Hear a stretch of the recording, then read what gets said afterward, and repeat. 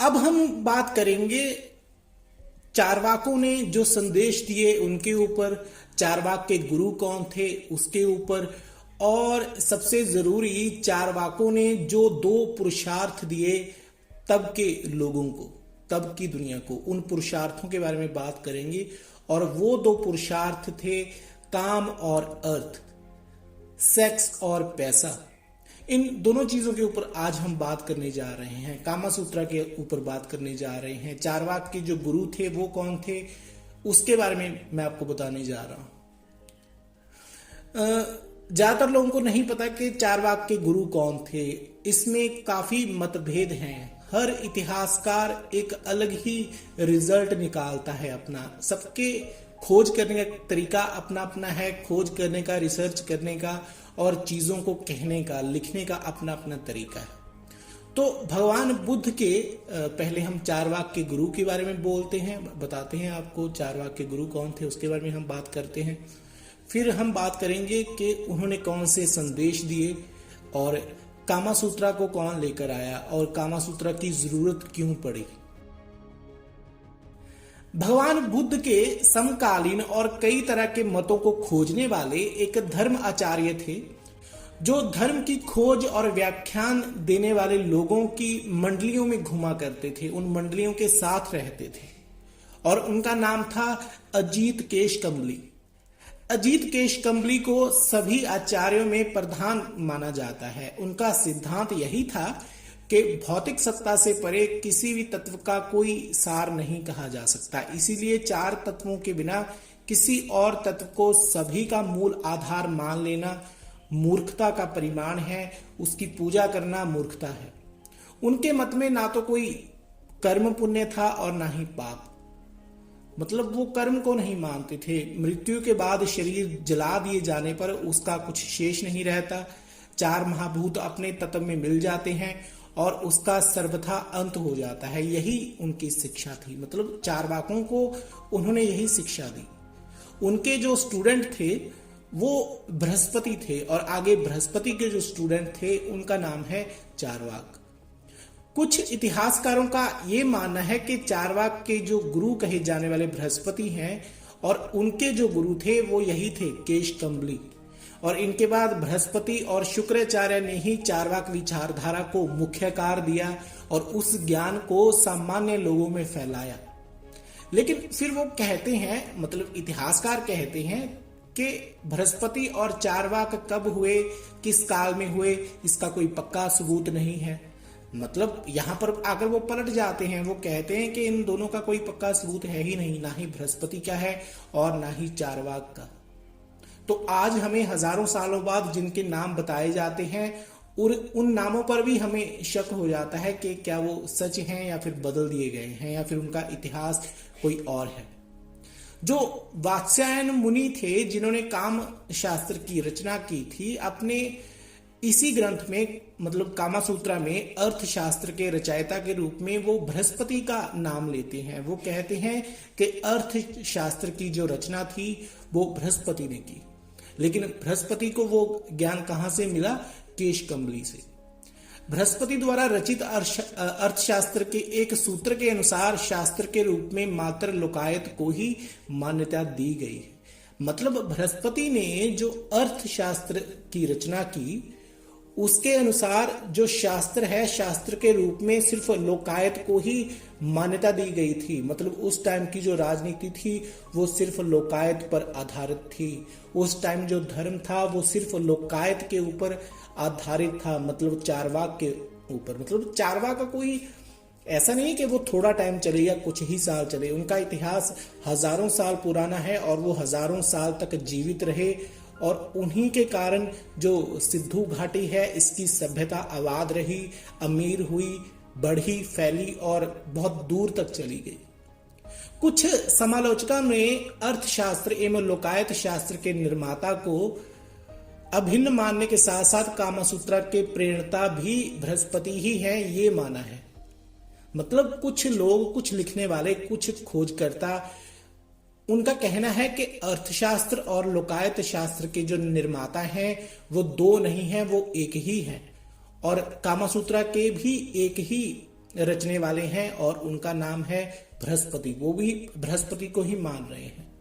लेकिन इतिहास में ऐसी गड़बड़ हुई है, ऐसी बहुत पुराना होने के कारण या फिर इसे बदले जाने के कारण इसमें ऐसी कई कड़ियां हैं जो खो चुकी हैं, उनको आसानी से नहीं जोड़ा जा सकता। इसलिए इन नामों में हमें संदेह होने लगता है और इस चीज पर शक होता है कि जो चीजें हमें बताई जा रही हैं वो ज्यादा पुरानी हैं या फिर जो आजकल चल रही हैं वो पुरानी हैं। और नए पुराने में ज्यादा फर्क हमें आजकल नहीं समझ में आ रहा, इसीलिए क्योंकि इतिहास में बड़ा ही हेर फेर हो चुका है।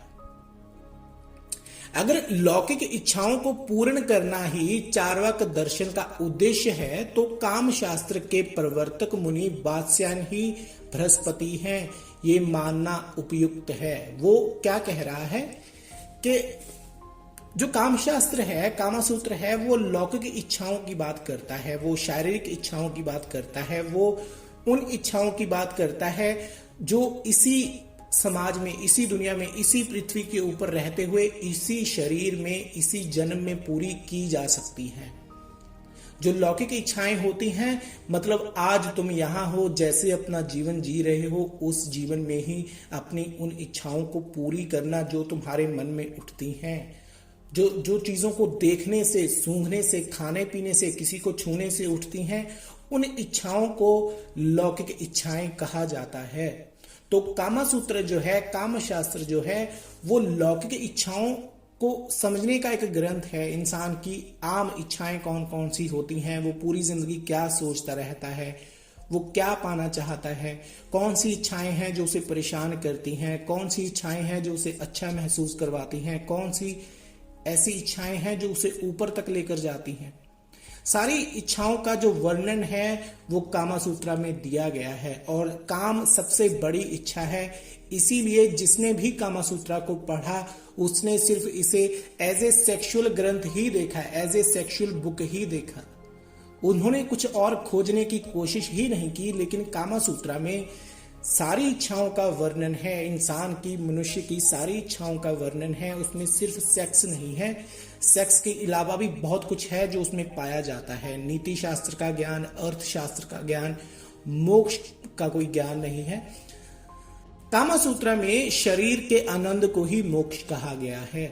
मतलब तुम्हारे मन में जो इच्छाएं उठती हैं, तुम्हारे मन में जो भाव उठते हैं, जो ख्याल उठते हैं, उनको एक इंसान जिसके मन में वो विचार उठ रहा है, कोई ख्याल उठ रहा है, वो उस ख्याल को पूरा करना चाहता है, वो अपने सपनों को जीना चाहता है। उन सपनों को ही इच्छाएं कहा जाता है।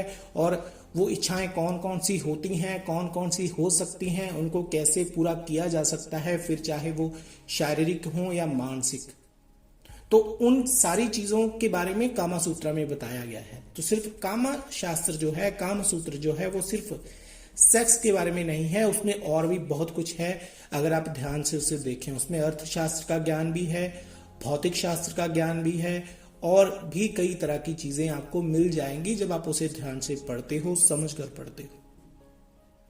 तो वो क्या मान रहा है, इतिहास क्या कह रहा है कि अगर लौकिक इच्छाओं को पूर्ण करना ही चार्वाक दर्शन का उद्देश्य है तो कामसूत्रा के जो प्रवर्तक मुनि हैं वो वात्स्यायन, जिनका हम नाम लेते हैं, वो बृहस्पति ही हैं। मतलब यहाँ पर फिर से ये वात्स्यायन को, मतलब जिसने कामसूत्रा की रचना की या फिर उसके सूत्रों को इकट्ठा किया, एक किताब में उसे लिपिबद्ध किया और लोगों के सामने लेकर आए, उनका मानना है कि वो बृहस्पति ही हैं। तो ये भी इतिहास की एक अपनी खोज है, मतलब उनका एक अपना तरीका है चीजों को देखने का। तो क्या कौटिल्य कौन थे, जिनको हम चाणक्य कहते हैं, चाणक्य के नाम से भी जानते हैं। तो कौटिल्य ने अर्थशास्त्र में लोकायत दर्शन का सहज ही प्रतिपादन किया है।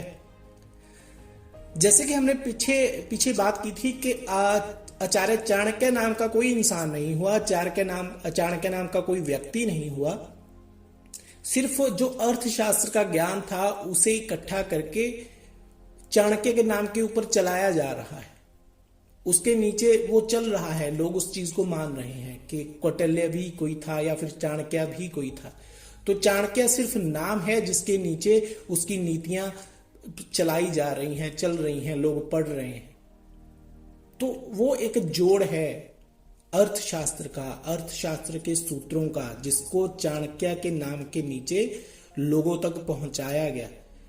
अब ये नहीं कहा जा सकता कि चाणक्य कोई इंसान था या फिर वो सिर्फ एक किताब का नाम है या फिर एक नीति का नाम है जिसमें बांधकर अर्थशास्त्र को लोगों तक पहुंचाया गया, लोकायत को पहुंचाया गया। चाणक्य नीति जो है वो लोकायत का बड़ा ही सिंपल वर्जन है। लोकायत को आसान शब्दों में पेश किया गया है, किसे? चाणक्य नीति में लोकायत को। और किसने किया? इतिहास कहता है कि चाणक्य ने या फिर कौटिल्य ने, लेकिन बहुत से लोग उसे बृहस्पति भी कह रहे हैं आजकल। जो भी खोजें हुई हैं, नई खोजें हो या फिर पुरानी खोजें हो, तो हर खोज टाइम के साथ बदल जाती है। ठीक है, तो एक कोशकार हुए हैं, उनका नाम है हेमचंद्र। उनके अनुसार अर्थशास्त्र, काम सूत्र, न्याय सूत्र, भाष्य और पंचतंत्र और चाणक्य नीति के रचयिता एक ही हैं। मतलब वो किनको बता रहे हैं? बृहस्पति को। तो कई नाम आ गए हैं। जो पूरा इतिहास का ज्ञान था वो अलग अलग टुकड़ों में बिखरा हुआ है, उसे इकट्ठा किया जा रहा है, लेकिन किसी को नहीं समझ आ रही कि उसका असली इतिहास क्या है, क्योंकि इतिहास सब लोग जानते हैं कि काफी हद तक बदला जा चुका है। ठीक है, तो कामसूत्र में सिर्फ सेक्स नहीं है, इसमें अच्छी तरह जीने की कला के बारे में बताया गया है कि जिंदगी इंसान को कैसे जीनी चाहिए।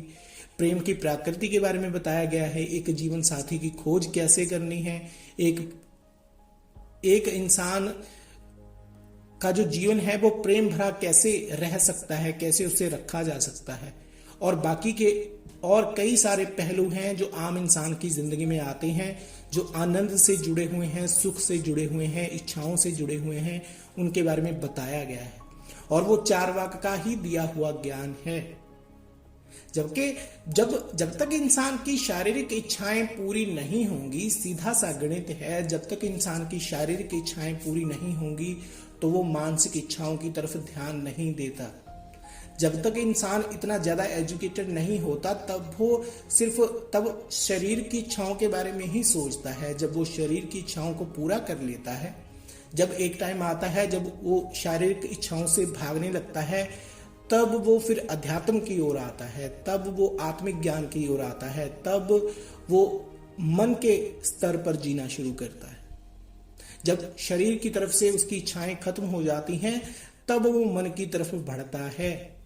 इसीलिए जो स्पिरिचुअल ज्ञान है, आत्मिक ज्ञान है, ये शरीर के बाद आता है, ये पहले नहीं आता। अगर आप इसे पहले हासिल करने की कोशिश करते हैं, पहले पाने की कोशिश करते हैं, पहले पाने की इच्छा रखते हैं, तो आपको उतनी कामयाबी नहीं मिलेगी और ये ज्ञान आपको बिल्कुल समझ में नहीं आएगा, क्योंकि अभी आपकी इच्छाएं अधूरी हैं, आपकी शारीरिक इच्छाएं अधूरी हैं, आपकी इस लोक की इच्छाएं अधूरी हैं, जिन्हें हम लौकिक इच्छाएं बोलते हैं। तो लौकिक इच्छाएं कौन सी हैं, उनके बारे में सारा बयान किस चीज में किया गया है, बताया किसके अंदर गया है, डिटेल में किस ग्रंथ में बताया गया है। उस ग्रंथ का नाम है कामसूत्र, कामशास्त्र। कामसूत्र सिर्फ सूत्र हैं, वो अलग अलग जगहों पर बिखरे हुए थे। उनको इकट्ठा किसने किया? वात्स्यायन ने।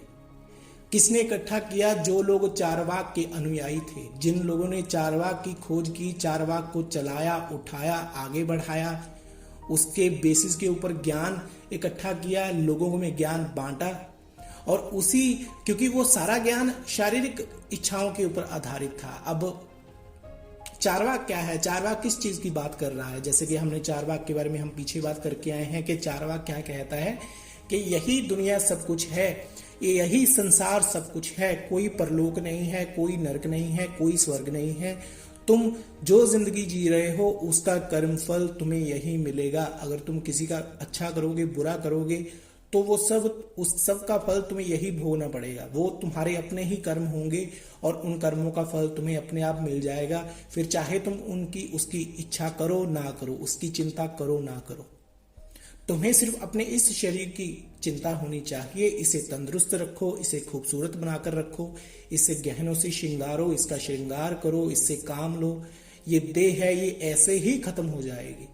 अगर तुम इसे संभाल कर नहीं रखोगे तो एक दिन ये खत्म हो जाएगी। तो इसे संभाल कर भी रखो और इसका इस्तेमाल भी करो, क्योंकि अगर इसका इस्तेमाल नहीं करोगे तो फिर तुम बीमार पड़ जाओगे, तुम्हारी कसरत नहीं होगी, तुम्हारा शरीर चलेगा नहीं।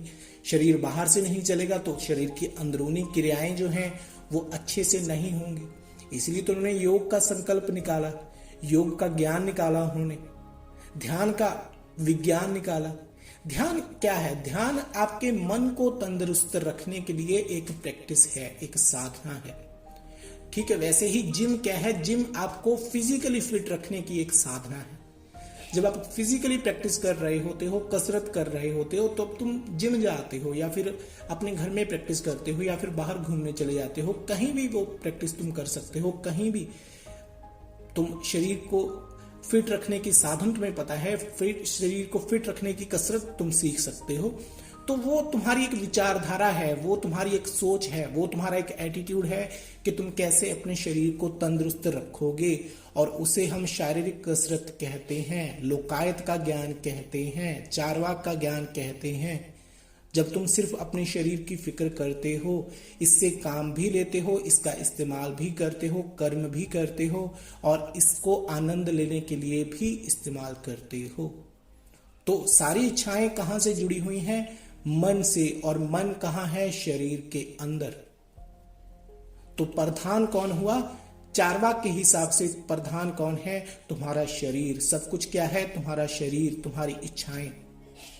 लेकिन बाद में जो लोग आए तो उन्होंने शारीरिक इच्छाओं को छुड़वा कर तुम्हें सिर्फ धर्म की ओर लगवा दिया, पूजा पाठ में लगा दिया। जबकि ये चीजें बहुत बाद में आती हैं, मन का ज्ञान बहुत बाद में आता है। जब तुम शरीर तुम्हारा बूढ़ा होने लगता है तब तुम्हें मन को नियंत्रित रखने की कोशिश करनी पड़ती है, तब तुम्हें मन को समझने की कोशिश करनी पड़ती है। तब वो इच्छाएं होती हैं जो इंसान के कंट्रोल में नहीं रहती, काबू में नहीं रहती, उसे दुविधा में फंसाती हैं, कई तरह की गलतियां उससे करवाती हैं। तो वो मन को साधने में लग जाता है, वो साधना में लग जाता है, फिर वो मन के ऊपर काम करता है, क्योंकि शरीर तो बुढ़ा हो चुका है। शारीरिक इच्छाओं को तो उसे पता चल चुका होता है कि इनकी एक सीमा है, एक सीमा के बाद ये कम होने लगती हैं या इनकी तरफ ध्यान जाना बंद हो जाता है। लेकिन पूरी तरह बंद नहीं होता, ये इच्छाएं भटकाती रहती हैं। तो मन को समझने का खेल यहां से फिर शुरू होता है। तो कामसूत्र किस चीज की बात कर रहा है? सिर्फ आपकी शारीरिक इच्छाओं की। और वो किस चीज का ज्ञान है कि शरीर के माध्यम से मन को कैसे संतुष्ट रखा जाए, शरीर के माध्यम से मन को कैसे खुश रखा जाए, शरीर के माध्यम से मन में जो आनंद पैदा होता है उस आनंद को कैसे लिया जाए, कैसे हासिल किया जाए, कैसे उस आनंद को बनाकर रखा जाए और कैसे बार बार उसको भोगा जाए, उसका पान किया जाए। वो सारी चीजें कामसूत्रा में हैं। और कामसूत्रा किसका ग्रंथ है? आप देखो, जाहिर सी बात है, कोई धार्मिक इंसान तो कामसूत्रा के बारे में सोच भी नहीं सकता, वो तो इसके बारे में बोलेगा ही नहीं। क्योंकि आज भी धार्मिक इंसान जो है उसे सिखाया क्या जाता है शुरू से ही कि जो काम है, क्रोध है, लोभ है, मोह है, इन चीजों का त्याग करो, इन चीजों को छोड़ दो, ये तुम्हारे किसी काम नहीं आएंगी, इच्छाएं किसी काम नहीं आती। तो ये चीजें कौन कहता है आपको? धार्मिक लोग सिखाते हैं, धार्मिक प्रवचनकर्ता सिखाते हैं, क्योंकि ये खोज उन्हीं की है। लेकिन वो चीजें, उसके पीछे का जो सच है वो आपको कभी पूरी तरह नहीं पता चलता। जो तुम्हें बता रहे हैं वो भी फंसे हुए हैं और जो सुनने वाले हैं वो तो पहले से फंसे हुए हैं। तो उनको क्या पता चलेगा कि कौन सी चीज सही है और कौन सी गलत। जब तुम ध्यान लगाते हो, अपनी इच्छाओं को समझना चाहते हो, अपने मन के सपनों को समझना चाहते हो, तो उसके लिए कहा जाता है कि तुम अपने ध्यान को कॉन्शियस से हटाकर सबकॉन्शियस के ऊपर लेकर जाओ। अपने ध्यान को अपने आपका जो दिमाग है, आपकी आंखें हैं, उन आंखों से हटाकर कानों तक लेकर जाओ, ताकि तुम पूरी तरह कंसंट्रेट हो सको। और जो इच्छाएं होती हैं वो कॉन्शियस में चलती हैं, जो सपने होते हैं वो कॉन्शियस में चलते हैं, वो कॉन्शियस पर अटैक करते हैं, इसीलिए वो उसे सोने नहीं देते, वो उसे बेचैन करते रहते हैं। और वो सपने पैदा कहाँ से होते हैं, वो इच्छाएं पैदा कहाँ से हो रही होती हैं? उन्हीं भावों से जो तुम्हारे शरीर से और दिमाग में शुरू से ही भगवान की तरफ से डाल दिए जाते हैं, प्रकृति की तरफ से डाल दिए जाते हैं, नेचर की तरफ से डाल दिए जाते हैं। कौन से ये भाव हैं? काम, क्रोध, लोभ, मोह और अहंकार। ये बुरे भाव नहीं है, सिर्फ इनको धर्म ने बुरा बना दिया है, धर्म ने बुरा कह दिया है, लेकिन ये बुरे नहीं है। यही तो चीजें हैं जो तुम्हें तंदुरुस्त रखती हैं, आगे बढ़ाती हैं, ऊपर लेकर जाती हैं, तुम्हारी जीवन में बैलेंस बना के रखती हैं, कभी तुम्हें ऊपर लेकर जाती हैं, कभी नीचे लेकर आती हैं। अगर कहीं अंधेरा होगा तो वहीं तो रोशनी की फिर जरूरत पड़ती है, नहीं तो कोई जरूरत नहीं है। अगर रोशनी ही रोशनी हो तो तुम रोशनी से उकता जाओगे, एक टाइम ऐसा आएगा। अगर अंधेरा ही अंधेरा हो तो तुम अंधेरे से उकता जाओगे। तो दोनों चीजें साथ साथ चलती हैं, अंधेरा और उजाला साथ साथ चलते हैं, ये कभी एक दूसरे से अलग नहीं होते। तो धर्म ने क्या किया? उसने काम शास्त्र को बुरा कहा, जबकि काम शास्त्र कोई बुरा ग्रंथ नहीं है, ये कोई गंदा ग्रंथ नहीं है, इसमें कोई गंदी शिक्षा नहीं है। इसमें सिर्फ बताया गया है कि इंसान अपने शरीर की इच्छाओं से मन की इच्छाओं को कैसे पूरा कर सकता है, कैसे भोग सकता है, शारीरिक सुख से मन को कैसे सुख दिलवाया जा सकता है। ऐसा ग्रंथ चारवाक का ही हो सकता था। चारवाक विचारधारा वाले लोग ही इस ग्रंथ को, ऐसे ग्रंथ को लिख सकते थे, और चारवाक विचारधारा के लोग ही ऐसे ज्ञान को अपने पास संजो सकते थे। दूसरों के बस की बात ये नहीं थी, तो उन्होंने इस ज्ञान को समझा, एक किताब में इकट्ठा किया, एक धागे में उसे पिरोया, अलग अलग सूत्रों को लड़ीबद्ध किया, उन्हें सही तरीके से लगाया और एक शास्त्र तैयार कर दिया। तो हमेशा याद रखना, कामसूत्र हमेशा पहले आता है। जैसे काम को सबसे ऊपर रखा गया है, काम के बाद ही बाकी इच्छाएं आती हैं। काम, क्रोध, लोभ, मोह, अहंकार, ये सारी इच्छाएं बाद में आती हैं। सबसे पहले नंबर जो है वो है काम का, सेक्स का, क्योंकि ये बेसिक इच्छा है। इसी से तो इंसान पैदा होता है, इसी से तो इंसान जन्म लेता है, इसी के माध्यम से तुम इस पृथ्वी पर आते हो, इस दुनिया में आते हो। तो ये गलत चीज कैसे हो सकती है, गंदी चीज कैसे हो सकती है? लेकिन इसे बनाया गया है। जिन लोगों ने धार्मिक शास्त्रों की शिक्षा के ऊपर सख्ती की, उनके नियमों को फ्लेक्सिबल नहीं रखा, उनके नियमों को सख्त कर दिया, तो ये सारी अड़चन पैदा हुई है।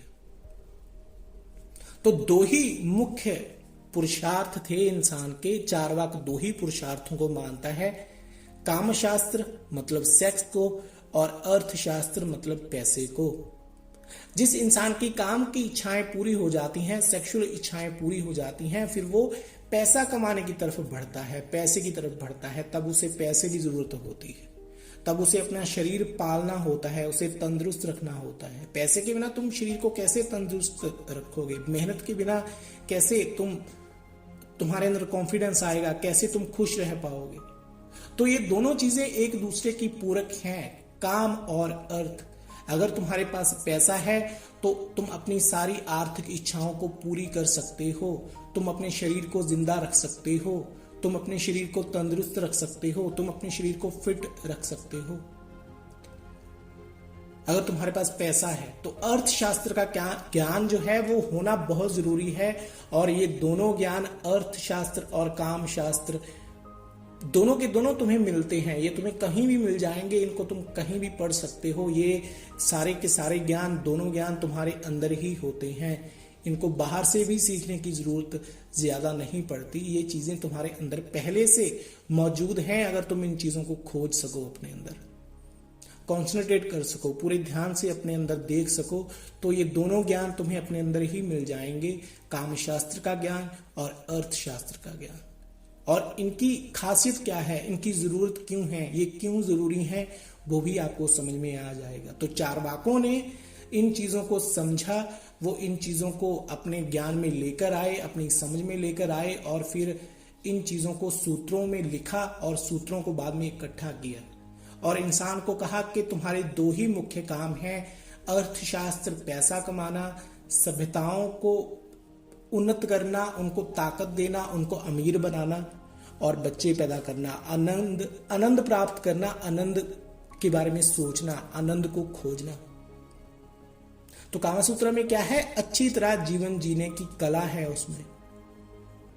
प्रेम की प्रकृति क्या है, प्रेम का नेचर क्या है, प्यार क्या होता है, कैसे होता है, प्यार क्यों जरूरी है, प्यार शरीर में कैसे काम करता है, प्यार मन में कैसे काम करता है, प्यार की संज्ञा क्या है, प्यार को कैसे समझा जा सकता है, क्यों किसी से प्यार हो जाता है, प्यार की भावना है क्या, कैसी है, कैसे पैदा होती है, कैसे मिट जाती है, कैसे फिर से उठती है, एक जीवन साथी की खोज क्या होती है, एक जीवन साथी की खोज क्यों जरूरी है, वो आपको साफ साफ कामसूत्र में बताया गया है कि एक जीवन साथी क्यों चाहिए इंसान को, क्यों जरूरी होता है, उसकी खोज कैसे करनी चाहिए, कैसे किसी जीवन साथी को, जिस इंसान को तुम अपना जीवन साथी बनाना चाहते हो, उसे कैसे तुम खुश रख सकते हो, कैसे उसे तुम्हें प्रेम करना चाहिए, कैसे उसके साथ पेश आना चाहिए, कैसे उसके साथ बात करनी चाहिए, कैसे उसकी तरफ देखना चाहिए, कैसे उसकी तारीफ करनी चाहिए, कैसे वादे उसके साथ तुम्हें करने चाहिए, उसके ऊपर कितना यकीन करना चाहिए, कितना नहीं करना चाहिए, कौन से ऐसे मामले होते हैं जब तुम्हें अपने जीवन साथी के ऊपर शक हो जाता है या फिर शक करने की जरूरत पड़ती है।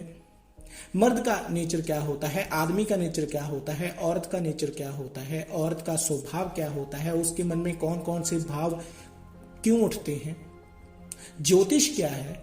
अगर आपको लगता है कि कामसूत्र और ज्योतिष में कोई रिश्ता नहीं है, ज्योतिष सिर्फ एक धार्मिक ग्रंथ है, तो आपने अभी तक पूरी तरह नास्तिकता को समझा ही नहीं है। ज्योतिष गणित है और ज्योतिष की रचना इसलिए की गई थी ताकि किसी भी शास्त्र को अगर लिखना हो, किसी भी ज्ञान को शुरू करना हो, उसके सूत्रों को एक जगह पर इकट्ठा करना हो, तो उसका तरीका क्या है, उसका आइडिया क्या है, वो है ज्योतिष शास्त्र। ज्योतिष शास्त्र में सब कुछ बताया गया है कि एक किताब को कैसे लिखा जा सकता है, सूत्रों में कैसे चीजों को बांधना चाहिए। तो ज्योतिष सिर्फ कोई छोटी मोटी चीज नहीं है। ज्योतिष में असली ब्रह्मांड का ज्ञान बताया गया है, ब्रह्मांड कैसे काम करता है, कैसे ग्रह काम करते हैं, कैसे नक्षत्र काम करते हैं, वैसे ही एक इंसान के ऊपर वो नक्षत्र कैसे काम करते हैं, एक जो ब्रह्मांड की जो एक गणित है वो कैसे काम करता है, ज्योतिष में उसे समझाया गया है। चंद्रमा का काम क्या होता है, ज्योतिष से ही सबसे पहले ये पता लगाया गया था कि जो ज्योतिष शास्त्र जो है, असली ज्योतिष शास्त्र आपको आजकल आसानी से नहीं मिलता, उसमें काफी बदलाव कर दिए गए हैं। उसे ब्रह्मांड को समझने की बजाय एक इंसान को समझने के ऊपर लिख दिया गया है, वहम डाल दिए गए हैं, उसमें भ्रम डाल दिए गए हैं ज्योतिष शास्त्र में। जो ज्योतिष शास्त्र कभी साइंस हुआ करता था वो एक भ्रम बनकर रह गया है, वो एक डर को फैलाने वाला ग्रंथ बनकर रह गया है, वो आपको सिर्फ डराता है। आपकी सितारे खराब हैं, आपका ग्रह गलत जगह पर है, आपका नाम गलत है, इस नाम को बदलना पड़ेगा, आपकी राशि सही नहीं है, ये सही नहीं है, आपके जीवन में राहु का दोष चल रहा है, केतु का, या कुछ भी वो बताते हैं, वो असली ज्योतिष थोड़ी है। असली ज्योतिष आपको ब्रह्मांड के ज्ञान के बारे में बताती है, आपके सामने कई रास्ते खोल कर रख देती है, उन रास्तों में से आप अपने लिए कोई भी रास्ता चुन सकते हैं। ज्योतिष सिर्फ आपको ऑप्शंस देती है, वो आपके दिमाग को खोलने का तरीका है, चीजों को समझने का नजरिया देता है आपको ज्योतिष जो है। लेकिन वो ज्योतिष नहीं जो आजकल आप टीवी के ऊपर देखते हैं, वहम फैलाने वाला ज्योतिष नहीं था कभी भी, ये तो बाद में बना है। जो असली ज्योतिष है उसमें बताया गया है कि चंद्रमा का काम क्या होता है, चंद्रमा क्या करता है। चंद्रमा पृथ्वी के ऊपर के पानी को कंट्रोल करता है और धरती के ऊपर जो ऋतुएं चलती हैं, हवाएं चलती हैं, ऋतुएं बदलती हैं, उनको बदलने वाला कौन है? चंद्रमा। धरती के ऊपर जो ऋतुएं बदलती हैं, धरती का जो मौसम है उसे कौन बैलेंस बनाकर रखता है, उसमें बैलेंस कौन बनाता है? चंद्रमा। इंसान के बिहेवियर में बैलेंस कौन बनाकर रखता है? इंसान के व्यवहार को कौन बदलता है?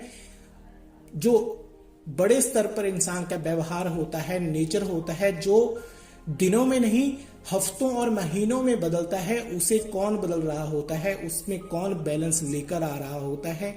चंद्रमा। और उसे चंद्रकला कहा जाता है। इंसान किस महीने में, किस दिन में, किस हफ्ते में, कौन से मूड में ज्यादा होगा, किस राशि का इंसान, तो वो चंद्रमा के हिसाब से बताया जाता है। ज्योतिष शास्त्र जो है वो सारा चंद्रमा के बेसिस के ऊपर लिखा गया है। उसमें सारा गणित है, ब्रह्मांड का ज्ञान है, भौतिक ज्ञान है। उसमें कोई वहम नहीं रहे थे कभी, लेकिन आजकल लोगों ने उनको वहम बना लिया है। वो भी चार्वाक का दिया हुआ ज्ञान ही है।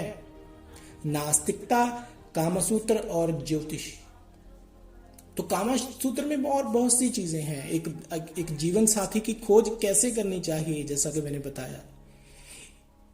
एक इंसान के प्रेम में रहकर कैसे जीवन को बिताना चाहिए, कैसे किसी इंसान के साथ ऐसे पेश आना चाहिए कि वो नाराज ना हो, वो दुखी ना हो, वो परेशान ना हो भी जाए तो उसे कैसे मनाना चाहिए, कैसी बातें उसके साथ करनी चाहिए, उसके मूड को कैसे बदला जा सकता है, कैसे उसे कंट्रोल किया जा सकता है, कैसे उसे अपना गुलाम बनाया जा सकता है, कैसे उसे अपने प्यार में पागल किया जा सकता है।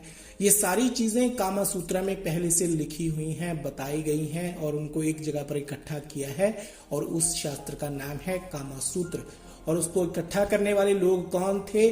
चार्वाक विचारधारा के लोग, जो एक साथ रहते थे, इकट्ठे रहते थे, जो जातियों में नहीं बंटे हुए थे। जातियां तो बहुत बाद में आई हैं, जैसे कि पिछले लेक्चर में भी हमने बात की। जातियां उन लोगों की खोज थी जो ताकतवर लोगों को कमजोर करना चाहते थे, जो लोग अपने दम पर जीते थे, अपने सारे छोटे मोटे काम करते थे, अपने हिसाब से अपनी जिंदगी जी रहे थे। उनको बड़े ही चालाकी से कास्ट सिस्टम में डालकर नौकर बनाया गया, नीचे झुका दिया उनको। उनकी, जैसे कि हमने पंचतंत्र की बात की थी, और पंचतंत्र मैंने अभी आपको बताया है कि वो भी चारवाक की ही रचना है, चार वाकों की ही रचना है। चारवाक से मतलब कोई एक इंसान नहीं है, मेरा मतलब चारवाक से है जो इंसान नास्तिक थे, जो आकाश तत्व को नहीं मानते थे, जो लोग आकाश को कोई तत्व नहीं मानते थे, जो वहम में यकीन नहीं करते थे, जो भ्रम नहीं फैलाते थे, जो लोगों को डराते नहीं थे, जो लोगों की सोच को पंगु नहीं बनाते थे, उनको मैं चारवाक कहता हूं। चारवाक तो आज की दुनिया में भी बहुत हैं, अगर आपको देखने को मिले।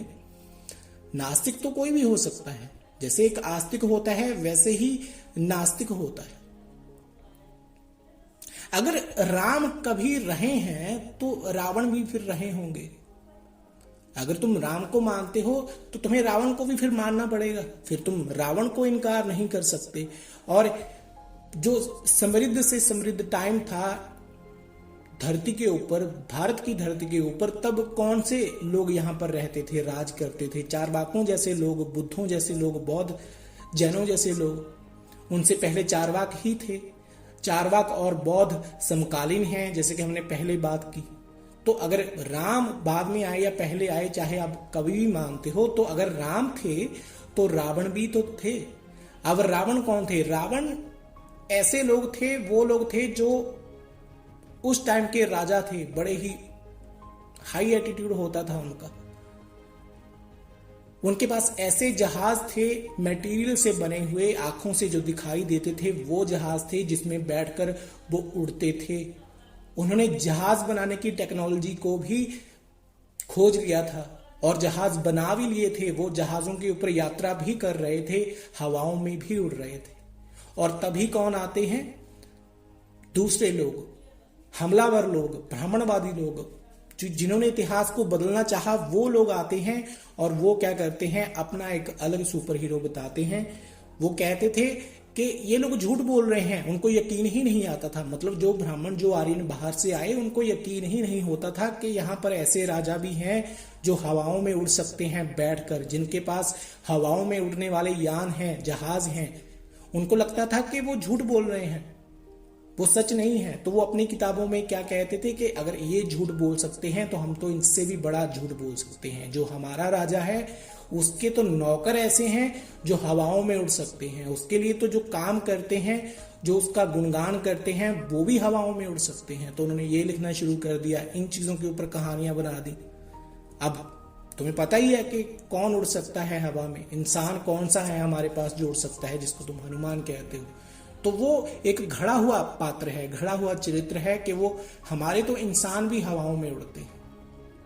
तो तब रावण जैसे लोग थे, रावण जैसे राजा थे जिनके पास सचमुच की टेक्नोलॉजी थी, और दूसरी तरफ झूठ बोलने वाले लोग थे, धूर्त लोग थे, जो सिर्फ बातों का ही सब कुछ बातों में ही करते थे, सपनों में ही करते थे, वो सपनों में ही उड़ते थे और अपने राजाओं को, उनके मंत्रियों को, उनके चेलों को उड़ाते रहते थे, किताब के ऊपर लिख देते थे।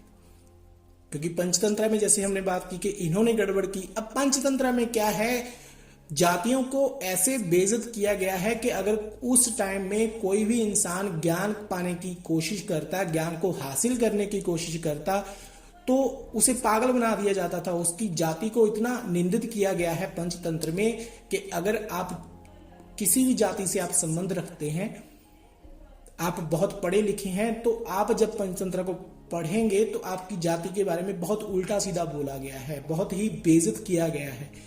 अगर आप बहुत एजुकेटेड हो तो आप सोचोगे कि आप अपनी जाति के बारे में ही ऊपर उठने की नहीं सोचोगे। वो इतना बदल दिया गया है पंचतंत्र को, इतना बुरा बनाया गया जब लोगों को पढ़ना लिखना आ गया। जब वो लोग पढ़ने लिखने लगे तो इन्हीं के ग्रंथ उनके हाथ लगे। वो जातियों में बटे हुए थे, अब जो जातिवाद का शिकार है वो तो चाहकर भी ऊपर नहीं उठ सकता, अंदर ही अंदर उसे वो शर्म खाने लगती है। तो सिर्फ पंचतंत्र की बात नहीं है, हर ग्रंथ में ऐसे ही बेइज्जत किया गया है, बुरा कहा गया है, जातियों के ऊपर ऐसी ऐसी कहानियां बनाई गई हैं कि तुम अपनी जाति के ऊपर अकड़ ही नहीं सकते। तुम्हारा सर झुकेगा, तुम्हें लगेगा कि हमारे पूर्वज कितने बुरे थे, वो कितने गलत थे, या फिर कैसे उनको बेइज्जत किया गया है। तो सारी चीजें जब तुम पढ़ते हो तुम्हें पता चलती हैं, बिना पढ़े नहीं पता चलती। तो चारवाक का ज्ञान बहुत पहले का है, कामसूत्रा का ज्ञान बहुत पहले का है, अर्थशास्त्र का ज्ञान बहुत पहले का है। जो ज्ञान बाद में आए वो थे मोक्ष और धर्म। ये दोनों हवाई बातें हैं, हवाई बातों के ऊपर ही लिखे गए हैं। आकाश के बारे में हमने बात कर ली है कि क्या है, वो किसी तत्व में नहीं आता, वो निर्गुण है, निराकार है, वो शून्य है। तो चारवाक उसे शून्य ही कहते थे। अब आपको पता चल गया कि चारवाक का गुरु कौन है। तो जरूरी नहीं है कि आप इसको खोजो, आपको पता भी होना चाहिए कि चारवाक का असली गुरु कौन था, क्योंकि इतिहास को बदला गया है, इसमें बहुत से मतभेद हैं।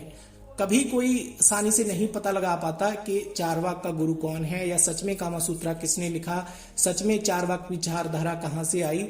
तो सारी विचारधाराएं काफी मिक्स थी उस टाइम, आपस में मिली हुई थी। तो जिन लोगों ने उस टाइम के ग्रंथ जला दिए और अपने नए ग्रंथ बना दिए, उन्होंने सारा इतिहास बदल दिया है। लेकिन आपको यहां से भी कामसूत्रा का ज्ञान मिलता है, अर्थशास्त्र का ज्ञान मिलता है, वो लेना चाहिए, उसे सीखना चाहिए, समझना चाहिए। क्योंकि अर्थशास्त्र और काम शास्त्र ही दो चीजें हैं जो आपकी जिंदगी में जरूरी हैं। धर्म बाद में आता है, मोक्ष बाद में आता है। तो बौद्ध और जैन से पहले की जो विचारधाराएं थी वो एक तो चारवाक थी, जैसे हमने बात की, उसी के वो समकालीन थे, थोड़ी पहले हो या बाद में, और एक आजीविक। तो यही वो दो विचारधाराएं प्रमुख थी, और भी अलग अलग विचारधाराएं उस टाइम चल रही थी।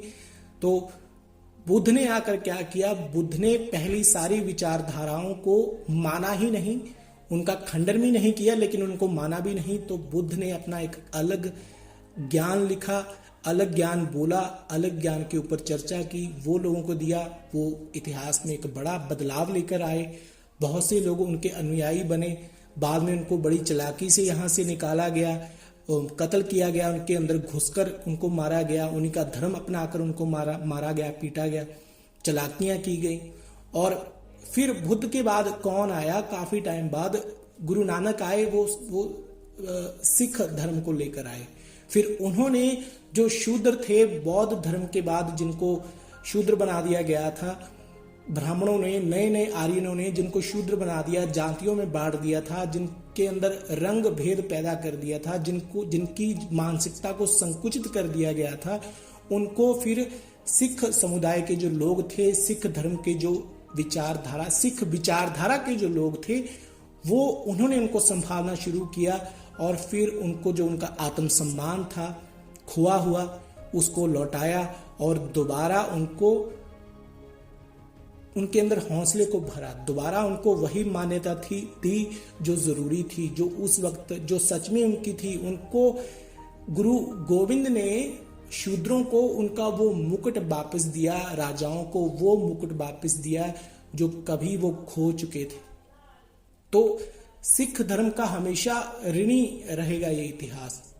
उन्होंने क्या क्या किया है शूद्रों के लिए, आम लोगों के लिए, और इतना ही नहीं, स्त्रियों के लिए, औरतों के लिए बहुत कुछ किया गया है सिख धर्म में। जितनी रिस्पेक्ट औरतों को सिख धर्म ने दी है और बौद्ध ने दी है, उतनी और किसी ने भी नहीं दी। तो इन बातों को हमेशा याद रखने की जरूरत है। आगे फिर कभी बात करेंगे। तो यहीं तक था चारवाक के बारे में जितना मैंने बोला है। हो सकता है जो पहला लेक्चर आप आया था चारवाक के ऊपर, वो आपको ज्यादा आसानी से समझ में ना आए, क्योंकि वो बोला ही ऐसे गया है, डीपली बोला गया है, सीधा सीधा बोला गया है, तो आपको जल्दी समझ में नहीं आया होगा। आपको बार बार सुनना पड़ेगा। आप बार बार सुनोगे तो 2-3 बार सुनोगे, आपको समझ में आ जाएगा। और ये आगे हमने बात की है कि चारवाक कौन कौन सा ज्ञान हमारे पास लेकर आए, हमें देकर गए हैं, उनके गुरु कौन थे।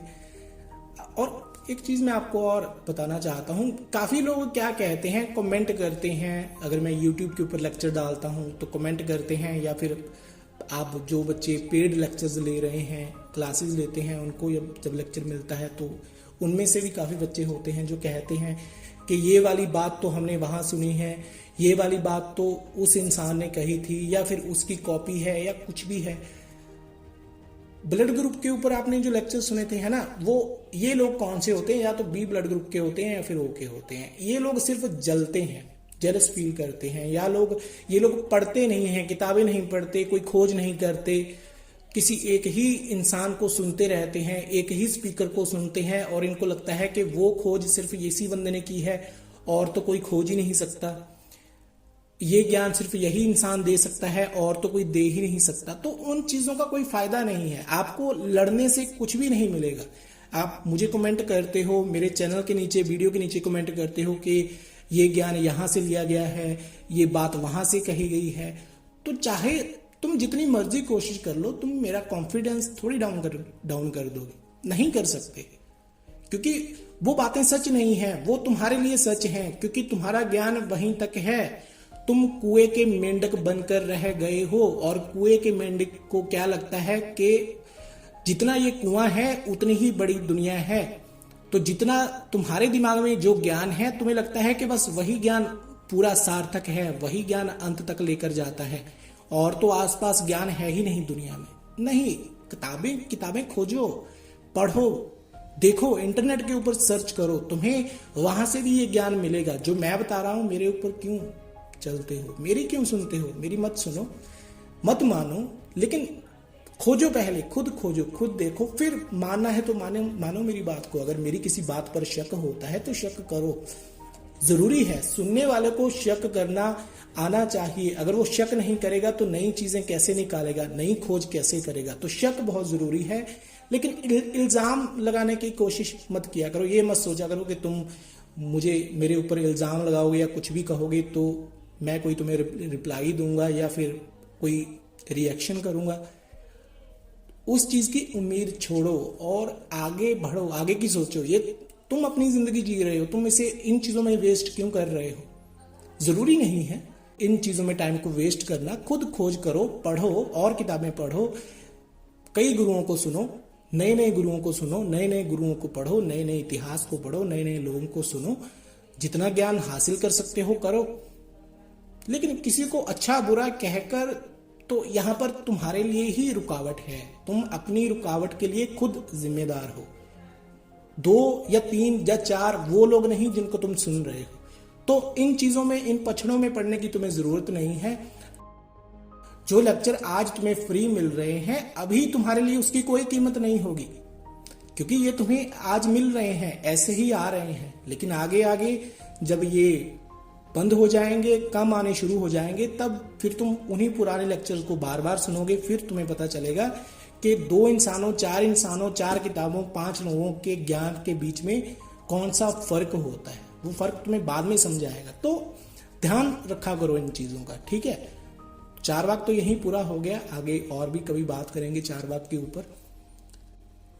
सूर्य, चंद्रमा, ज्योतिष के विज्ञान के ऊपर बात करेंगे आगे जब भी टाइम मिलता है।